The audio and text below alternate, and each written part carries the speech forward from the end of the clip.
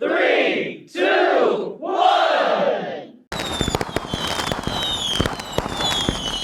নমস্কার বন্ধুরা, তনুশ্রী সারাদিন চ্যানেলের নতুন একটা ভিডিওতে তোমাদের সবাইকে স্বাগত।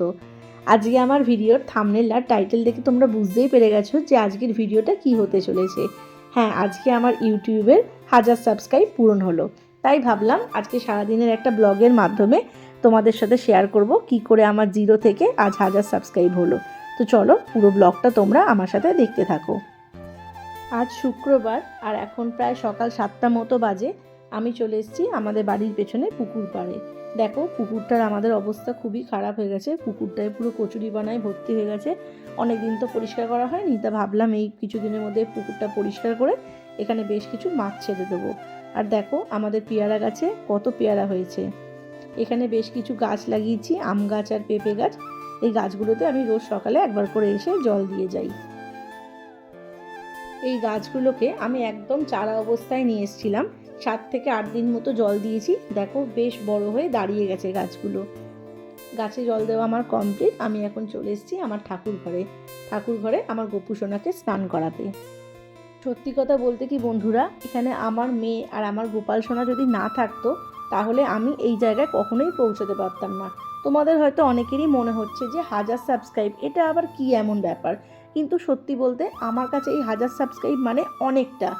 এই পৃথিবীতে একজনের ভালোবাসা পাওয়া মানেও কিন্তু অনেক, সেই জায়গায় তো আমি 1000 জনের ভালোবাসা পাচ্ছি। কি বলো তোমরা?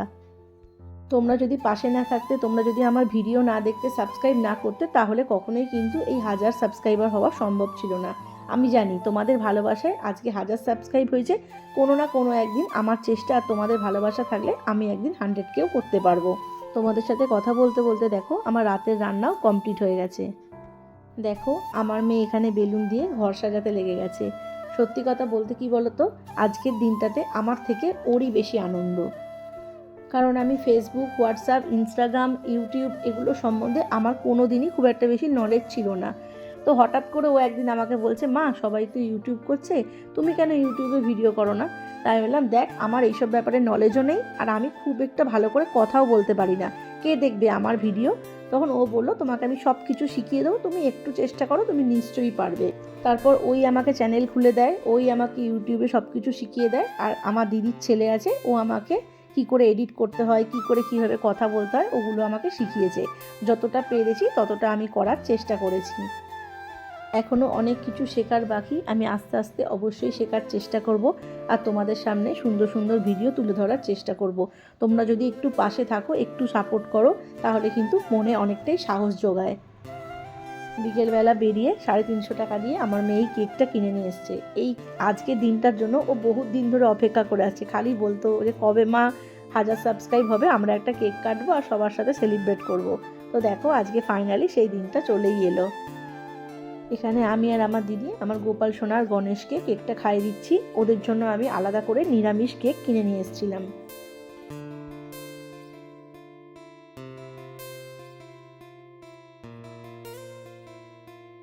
এখন সবাইকে খেতে দিয়ে দিয়েছি।